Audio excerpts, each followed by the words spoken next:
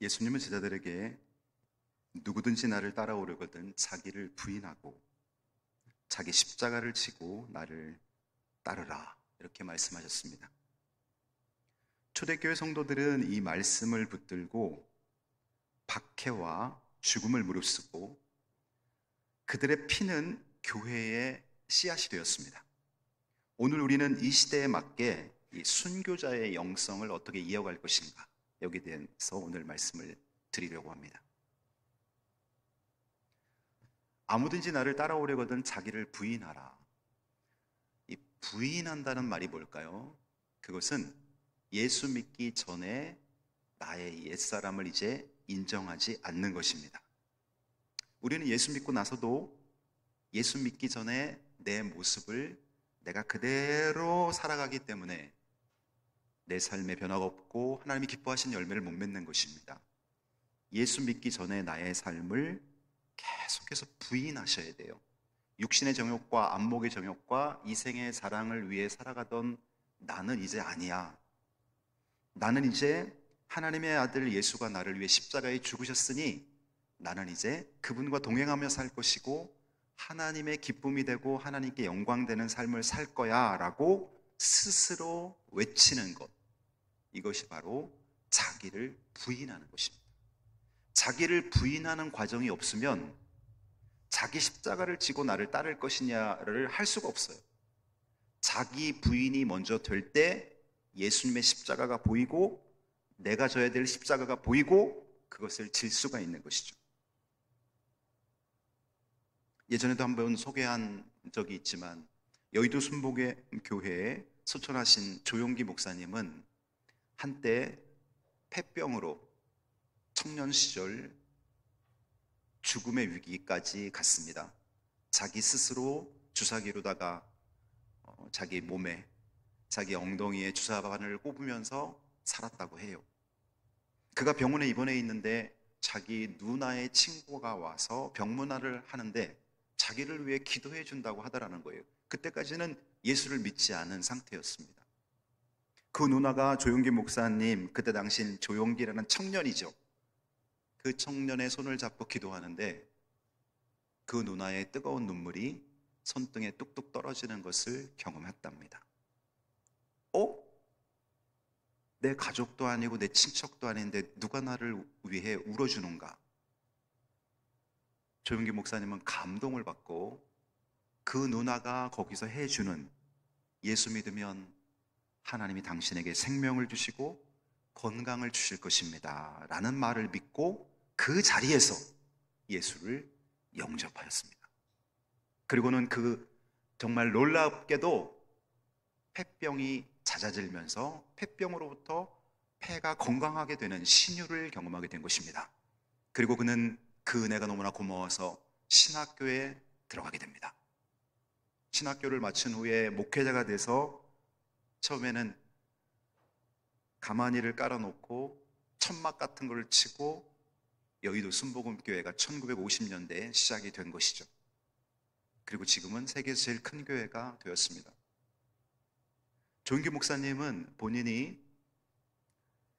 목회자가 돼서 매일 아침 욕실에서 세수를 하고 나오면서 거울을 바라보면서 그는 이렇게 외쳤다고 해요. 이건 제가 조용기 목사님한테 직접 들은, 그분이 설교하실 때 직접 들은 간증입니다. 조용기, 너는 폐병으로 죽어가며 신세한탄하던 과거의 너가 아니다. 너는 예수 믿고 구원받은 하나님의 자녀다. 성령이 너와 동행할 것이며 마귀가 너를 두려워하여 피할 것이다. 너를 통하여 수많은 사람들이 복음을 듣고 하나님께로 돌아오게 될 것이다. 오늘 하루도 담대하여라. 오늘 하루도 행복하여라. 이게 바로 자기 부인입니다. 과거의 내가 아니라는 거죠.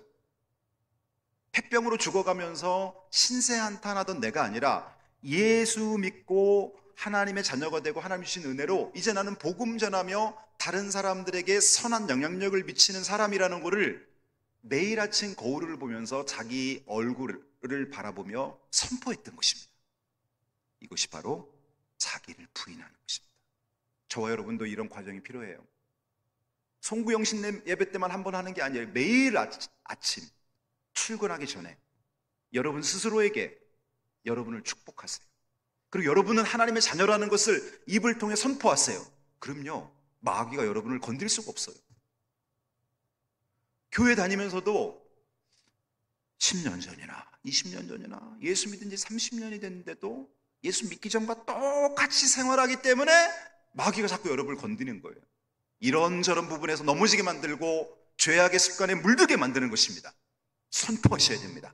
나는 더 이상 옛날의 내가 아니야. 성령 받고 나서 나는 이제 복음을 위해, 주님을 위해 살아갈 존재이고 하나님이 나와 함께 할 것이다 라고 선포하십시오. 매일같이.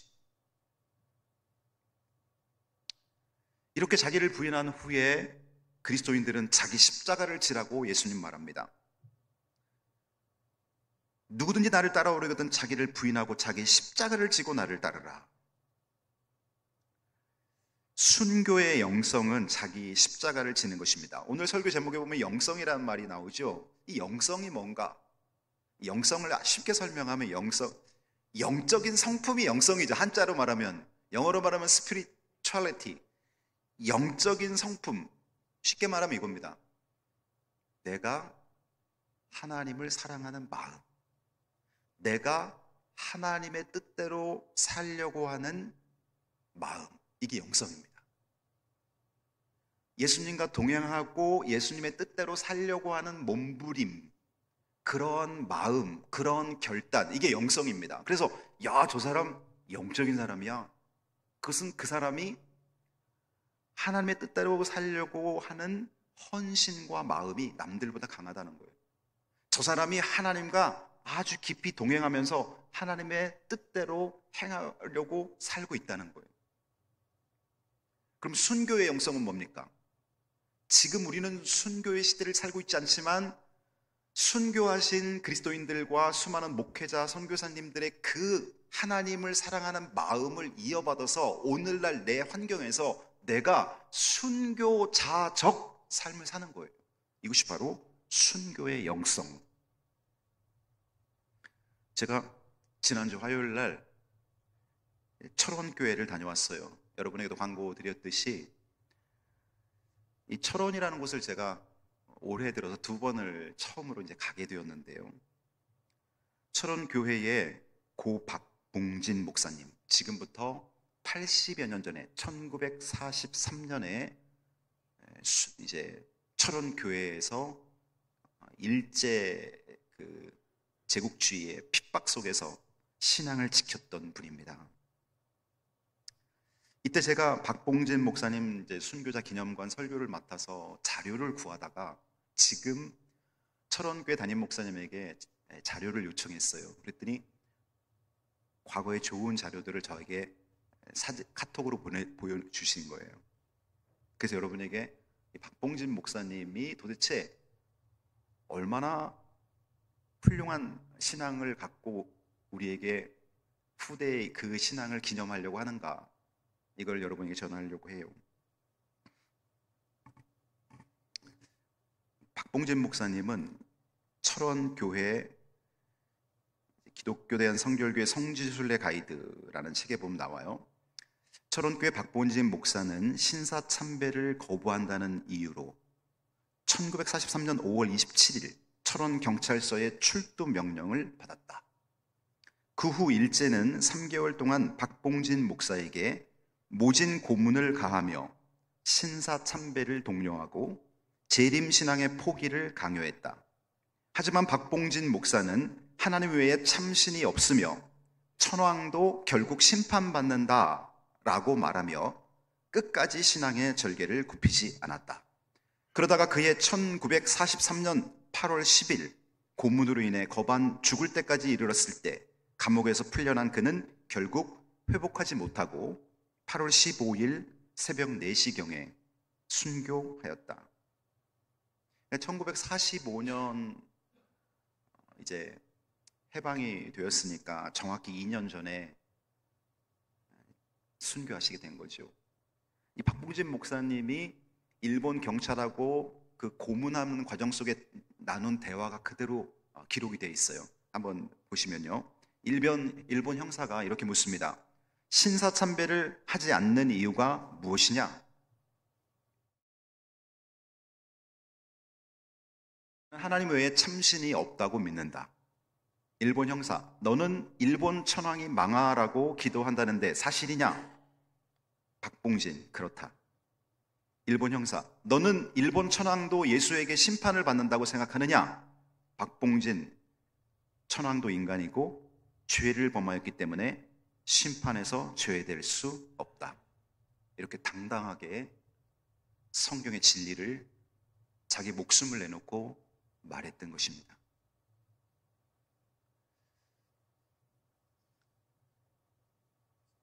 한국 성결교회 백년사 그 기록을 보니까요, 박봉진 목사님이 고문당하고 그 가슴 아픈 내용들이 기록되어 있어요. 제가 잠깐 소개할게요. 한국 성결교회 백년사에 나오는 거예요. 철원은 당시, 여러분 이제 글씨가 잘 안 보이실지도 있는데 제가 읽어드릴게요. 철원은 당시 일제의 핍박이 심한 곳으로 알려져 있었다.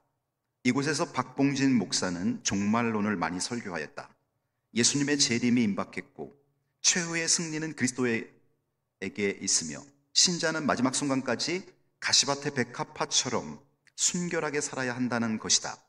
성결교회의 재림신앙과 일제의 천황 숭배 사상이 철원에서 부딪히게 된 것이다. 일제는 1943년 5월 24일 아침 5시를 기하여 성결교회 교역자 200명, 장로와 집사 100여 명을 검거하였다. 박봉진 목사가 검거된 것은 사흘 뒤인 5월 27일이었다. 외출하고 돌아온 박 목사는 대단히 근심스러운 얼굴로 자기 부인한테 이렇게 얘기한 거죠. 본서 고등계에서 지금 들어오라고 하니 일은 심상치 않소. 그런즉 교회 일은 직원과 의논하여 변함없이 해나가게 하고 당신은 아이들을 데리고 집안일을 잘 지켜나가시오. 그리고 마음을 단단히 먹고 너무 걱정하지 마시오. 라는 말을 남기고 집을 떠났다. 이어서 경찰이 들어와서 온 집을 수색하여 박 목사의 설교 노트를 압수하여 갔다. 그리고 이것을 근거로 일본 경찰은 박 목사를 신문하였다. 박봉진 목사의 부인이 경찰서에서 장작 패는 소리가 들려서 고등계실 앞에 도착하니 그 소리는 고등계에서 나오는 사람을 패는 소리였다. 박 목사의 신음소리를 들은 부인은 혼미하여 주저앉게 되었다. 이와 같은 잔악한 고문과 회유에도 신앙을 굽히지 않았다. 박 목사는 약 3개월에 걸쳐서 감옥에서 신문을 받았다. 1943년 8월 10일 박 목사의 병세가 심상치 않으니 데려가라는 연락이 왔다. 박 목사의 큰아들 등에 업혀서 나오는 박 목사는 정신을 잃어 의식이 없었다. 몸에는 성한 곳이 하나도 없었고 피멍이 온몸에 가득하였다. 제가 이 구절을 읽으면서 마음이 얼마나 찡하든지요. 큰아들 등에 업혀서 나오는 박 목사. 두 가지를 생각해 봤어요. 하나는 지금부터 80년 전에 제가 목회했다면 저도 똑같이 신사참배의 요구를 당하면서 고문을 3개월 버틸 수 있었을까? 이거를 먼저 생각해 봤어요. 장작을 패듯이 사람을 때리고 온갖 여기서 책에 나오지 않는 고문들을 다 했을 거 아닙니까? 그거를 견디면서 복음을 전할 수 있었을까를 먼저 생각해 보았고, 또 하나는 80년 전에 제가 목회했다면 박봉진 목사님처럼 피투성이가 돼서 축 처져서 나오는 거를 제 큰아들 장남, 우리 동범이 저 뒤에 있는데요. 우리 동범이가 저를 피투성이가 된 저를 업고 집으로 오는 모습을 한번 또 생각해 봤어요. 그리고 그 아버지가 그렇게 죽을 때 자식들이 얼마나 슬퍼했을까.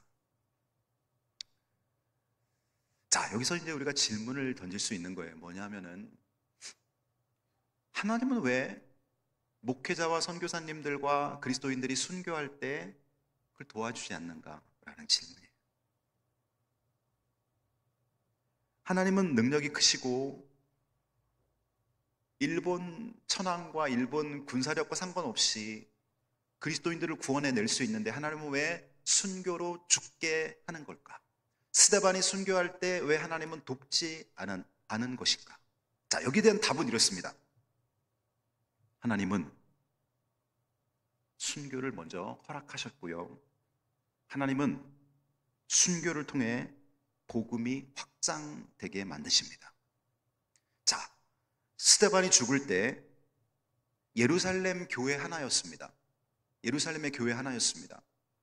그런데 스데반이 죽은 후에 기독교인들이 스데반처럼 또 붙잡아 죽을 것 같으니까 예루살렘 교회 성도들이 이제 퍼져나간 거예요. 유다 지역으로 가고 사마리아 지역으로 가고 땅끝까지 퍼져서 흩어진 유대인들 들어보셨죠? 디아스포라 유대인. 예루살렘 교회에만 모여있던 자들이 스데반의 순교 죽음을 통해서 이들이 다 흩어져서 숨어서 예수를 믿기 시작한 거예요. 그런데 여러분, 놀라운 일이 일어난 거예요. 이들이 누가 흩어지라고도 하지 않았는데 흩어지면서 교회가 이제는 사마리아에도 생기고 유대에도 생기고 곳곳에 퍼지면서 스데반의 순교를 통해서 마치 성령의 불이 임하듯이 쫙 번져나간 거예요. 자, 박봉진 목사님의 순교를 통해서 박봉진 목사님과 그 당시 주기철 목사님, 이런 교계의 목회자들과 또 장로님들의 그 올곧은 신앙의 순교를 통해서 한국교회가 어떻게 되는지 아세요? 한국교회가 6.25 전쟁 이후에 이 순교적 신앙이 전국으로 번져나가기 시작합니다. 그리고는 막 부흥이 막 일어나기 시작하는 거예요. 하나님께서는 예수 그리스도의 피 위에 우리의 구원을 주셨습니다.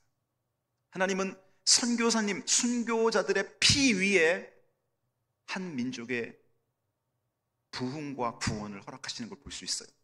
그렇다면 오늘날 우리가 썩어지는 미랄이 되어야 된다는 거예요. 여러분, 여기 이 현수막 맨 위에 심은 대로 거두리라. 심지 않으면 거둘 수 없는 거예요. 한 알의 밀이 땅에 떨어져서 썩으면 열매를 맺고 썩지 않으면 그대로 있느니라.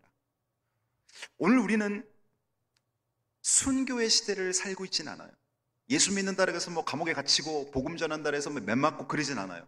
그런데 우리는 순교자적 영성으로 우리가 살아야 돼요. 순교자적 영성으로 사는 게 뭐예요? 그것은 바로 우리가 믿지 않는 가족과 믿지 않는 이웃, 믿지 않는 지인들을 예수님께로 인도하기 위해서 눈물을 흘리고, 때로는 복음 전하다가 싫은 소리도 당하고, 너무너무 기대했는데 6개월, 1년 동안 너무너무 사랑하고 기도했는데 그들이 돌아오지 않아서 내가 마음고생하고, 그런 것들을 겪으라는 거예요. 그것이 오늘날의 어찌 보면 박봉진 목사님의 시대처럼 매맞고 죽는 순교는 아니지만 내 자존심이 우겨지고 내 눈에서 눈물의 중보기도를 흘리고 사랑의 수고를 겪는 오늘날 우리가 겪어야 되는 순교자적 삶인 것입니다. 편안한 신앙생활, 심지 않는 신앙생활, 아무것도 거둘 수가 없습니다.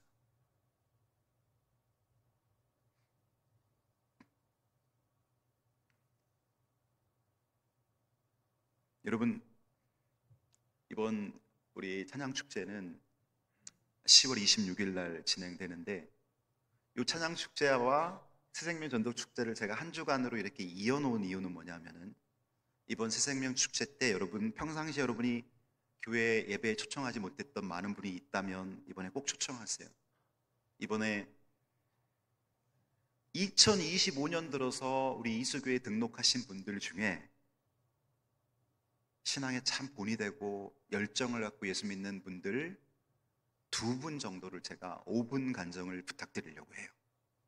그분들이 만난 예수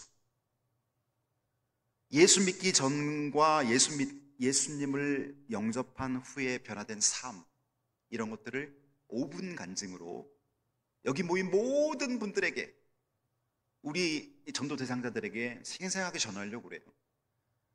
목회자가 전하는 것은 성경의 진리이지만 새 가족이 전하는 것은 그들의 변화된 삶인 것입니다. 엄청난 파워풀한 영향력이 있는 거예요.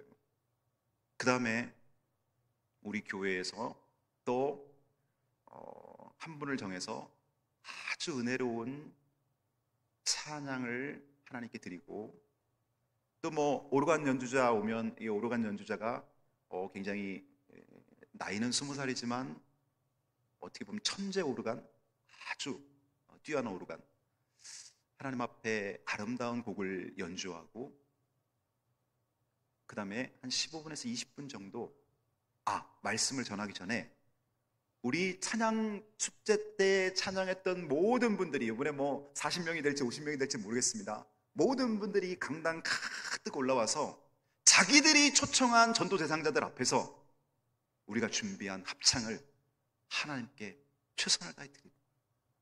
아마도 저는 무슨 뭐 연예인을 초청하고 뭐 그런 거보다는 엄청난 감동이 여러분이 초청한 분들 안에 심어질 거예요.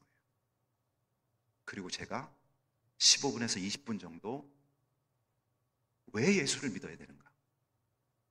구원이라는 것이 무엇인가?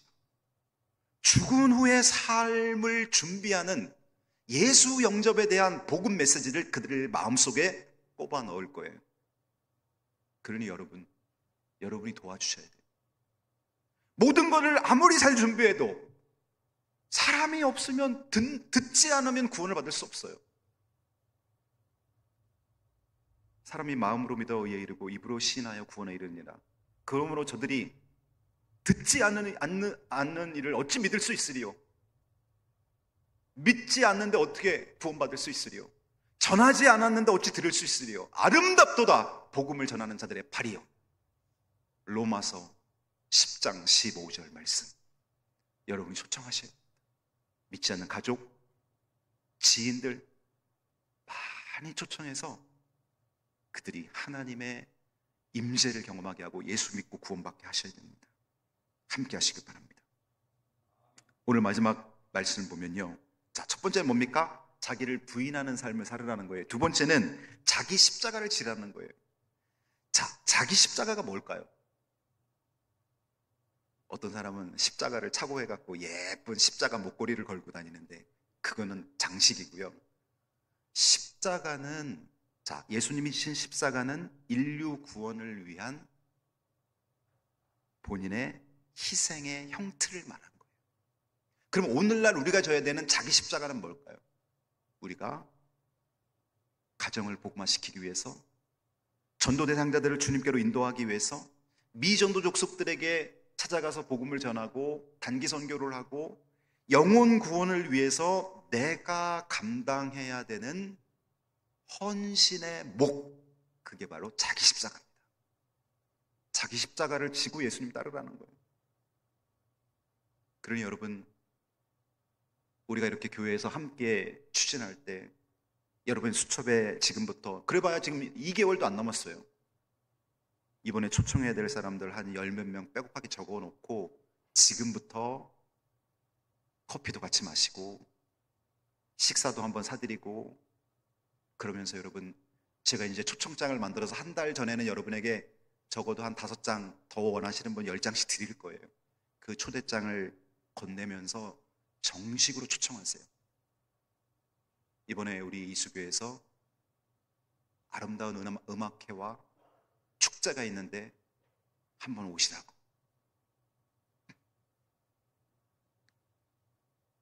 자기 십자가를 져야 됩니다. 주님 앞에 가서요, 천국문 앞에서 예수님이 여러분 한 명 한 명을 이제 맞이하게 될 것입니다. 우리가 지난번에 제가 여러분에게 말씀드린 예화, 이 예화를 우리가 듣기 전에 성경 말씀 보면은 자기 목숨을 구원하고자 하면 잃을 것이요 나를 위해 잃으면 찾으리라. 자기 목숨을 잃는 사람은 찾으리라. 자기 목숨을 구원하고자 하면 잃어버린다. 이게 무슨 말일까요? 이게 이런 말이에요, 여러분. 금방 제가 박봉진 목사님 순교에 대해서 얘기했죠. 예수 믿으면서 편안한 신앙생활, 전혀 복음 전하지 않고 그냥 신앙생활이 문화가 돼버리고 어떤 나의 활동이 돼버리고 예수님을 위해서 희생하고 헌신하는 자기 목숨을 편하게, 신앙생활 편하게 하려고 하면, 그게 바로 제 목숨을 구원하려고 하면 이란 뜻입니다. 그러면 잃어버릴 것이요. 이게 무슨 말이에요? 천국문 앞에 갔는데 생명冊에 내 이름이 없어요. 나는 예수 믿는 줄 알았는데 진정으로 예수님을 내가 인격적으로 모셔드리지 않은 거예요. 천국문 앞에서 천사장과 함께 이름을 확인할 때 내 이름이 없는 거예요. 제 목숨을 구원하고자 하면 잃어버릴 것이요.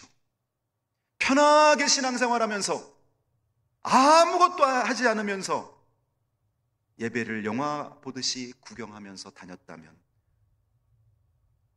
그 생명, 영생을 잃어버릴 것이요. 누구든지 나를 위하여, 예수를 위하여 제 목숨을 잃으면, 이 육신의 생명을 우리 순교자들처럼 주님을 위해 살고 영혼 구원을 위해 살고 내 남은 일생 나의 물질과 나의 시간과 재능을 하나님의 영광을 위해 살면서 영혼 구원을 위해 헌신했던 생명을 잃으면 찾으리라. 주님 앞에 가서 영생의 복과 하늘나라의 하나님과 영원한 삶을 찾으리라. 그 말씀입니다.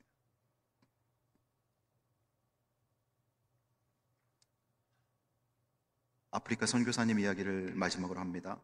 여러분에게 예전에 소개시킨 예화, 오늘 본문과 잘 맞는 예화입니다. 한 선교사님이 아프리카에서 60년 동안 선교를 하고 고국으로 돌아오고 있었습니다. 그는 거기서 아내를 잃고 자신도 건강이 약화되어 몸이 죽어가고 있었습니다. 이제 더 이상 선교를 할 수 없었습니다. 그는 뉴욕으로 돌아가기로 결심하고 뉴욕행 비행기를 탑니다. 그런데 공교롭게도 그가 타고 오는 비행기에는 세계 2차 대전을 마치고 돌아오는 아이젠하워 장군이 동승하고 있었습니다. 드디어 비행기는 뉴욕 공항에 착륙하고 문이 열렸습니다. 그러자 활주로에는 붉은 양탄자가 깔려있고 군악대의 환영 퍼레이드가 열렸습니다. 모두가 환호성을 쳤습니다. 그런데 선교사님이 내릴 때는 아무도 환영해 주질 않았습니다. 너무나 쓸쓸했습니다. 아프리카에서 20대 젊은 나이로 아프리카에 가서 거기서 자기 부인을 잃고 모든 것을 희생했는데 정작 고향에 돌아올 때 아무도 자기를 환영해 주지 않는 거예요. 그때 사탄이 이렇게 시험을 주었습니다. 사탄이 속삭입니다. 이것이 너가 아프리카에서 60년간 희생한 대가야. 너는 헛살았어. 아무도 너를 알아주지 않잖아. 그 순간 선교사님은 너무나 슬펐습니다. 그런데 그때 성령의 음성과 성령의 감동이 밀려왔습니다. 하나님께서 이렇게 말씀하시는 거예요. 아들아, 너는 아직 고향에 온 것이 아니야. 너가 천국에 올 때는 천사들이 호위하며 내 아들 예수가 직접 너를 맞이할 것이야. 이런 감동이 가슴에 밀려오는 거예요. 저와 여러분도 마찬가지예요. 우리가 죽는 그날 예수님이 직접 천국문 앞에서 여러분 한 사람 한 사람을 맞이할 것입니다. 그런데 여러분, 두려운 것이 한 가지 있어요. 예수님이 나를 그렇게 맞이해 주는데 내가 예수 믿은 지 30년, 40년이 됐는데 단 한 명도 주님께로 전도하지 못하고 왔어요. 나는 천국과 지옥을 믿는다고 하면서도 내 자식들을, 내 남편, 내 아내, 내 부모를 적극적으로 전도하지 못했어요. 그럼요, 예수님 얼굴 보기 힘들어요. 쥐구멍이라도 있으면 얼른 숨고 싶은 마음이에요. 그러니 여러분, 여러분 지금 오늘 이 말씀을 듣고 기회를 포착하셔야 돼요. 앞으로 내가 살아갈 인생이 20년이든 30년이든 자기를 부인하고 자기 십자가를 지고 주님을 따르는 삶을 사셔야 돼요.